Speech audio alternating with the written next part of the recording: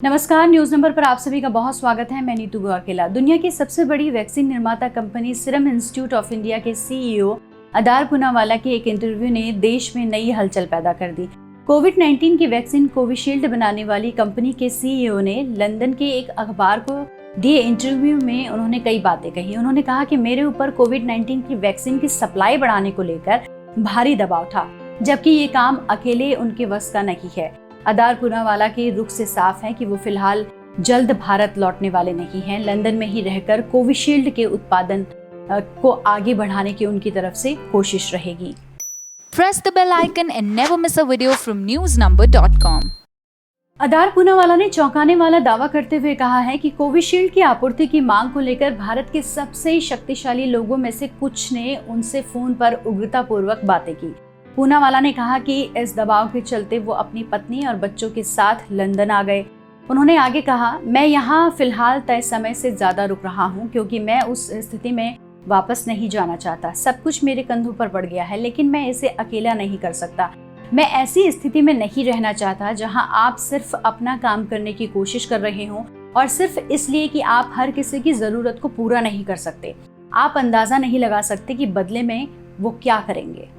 अदार पूनावाला के इस तरह से भारत छोड़ लंदन जाना कई सवाल खड़े कर रहा है। सबसे बड़ा सवाल यही खड़ा हो रहा है कि आखिर उन्हें किससे खतरा है, आखिर किसके डर से उन्हें पत्नी और बच्चों के साथ गुपचुप तरीके से देश छोड़कर लंदन में शरण लेनी पड़ी।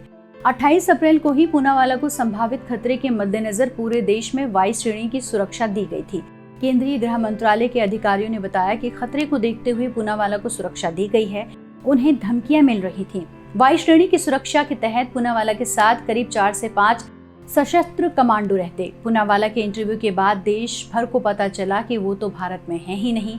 हालांकि अदार पूनावाला का इशारा देश के किन सबसे ताकतवर लोगों की तरफ है, इसको लेकर कयासबाजी शुरू हो गई है। बता दें कि 1 मई से देश में 18+ लोगों के लिए भी वैक्सीनेशन की शुरुआत कर दी गई है। देश के कुछ एक हिस्सों को छोड़कर अभी ज्यादातर राज्यों में वैक्सीन के अभाव में 18+ लोगों के वैक्सीनेशन की शुरुआत को लेकर कोई घोषणा नहीं है। भारत में वैक्सीनेशन के लिए फिलहाल सीरम इंस्टीट्यूट की कोविशील्ड और भारत बायोटेक की कोवैक्सीन का ही सहारा है। ऐसे में साफ है कि इन दोनों कंपनियों पर वैक्सीन उत्पादन का अभूतपूर्व दबाव है। कंपनियों के ऊपर लोगों की उम्मीदों के साथ साथ केंद्र और राज्य सरकारों की मांगों पर खरा उतरने और वैक्सीन की गुणवत्ता को बरकरार रखते हुए कीमत को कम से कम रखने का दबाव पड़ रहा है। ऐसे में किसी तरह की कोई चूक होने पर और किसी उम्मीद पर खरा ना उतरने का इन निर्माताओं को गंभीर नुकसान भी उठाना पड़ सकता है। ऐसे में अदार पूनावाला के डर को इन सब से भी जोड़कर देखा जा रहा है। सीरम इंस्टीट्यूट ऑफ इंडिया ने राज्यों को बेचे जाने वाले टीके की कीमत घटाने का ऐलान किया था। इससे राज्यों को अब टीके के लिए पहले घोषित 400 रुपए प्रति डोज की जगह 300 रुपए प्रति खुराक की दर से मूल्य चुकाने होंगे। कंपनी की कीमत नीति को लेकर व्यापक स्तर पर आलोचना के बाद ये कदम उठाया गया है, क्योंकि सीरम इंस्टीट्यूट अपनी वैक्सीन कोविशील्ड केंद्र सरकार को 150 रुपए प्रति खुराक की दर से बेचती आ रही है।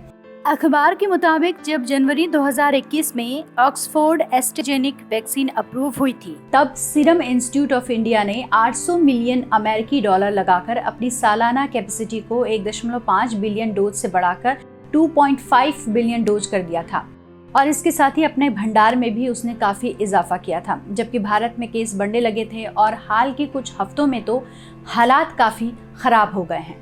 बहरहाल कोरोना राष्ट्रीय समस्या है और इसकी जवाबदेही पीएम नरेंद्र मोदी की है, लेकिन उन्होंने वैक्सीन की जिम्मेदारी अपने कंधे से उतारकर सीरम इंस्टीट्यूट के ऊपर लाद दी, जो कि गलत है। पूनावाला ने इस तथ्य को रेखांकित करके साफ संकेत दिए हैं कि ये असुरक्षित हैं। सीरम इंस्टीट्यूट वैक्सीन के उत्पादन के लिए जिम्मेदार है, लेकिन वैक्सीन नीति के लिए जिम्मेदार नहीं है।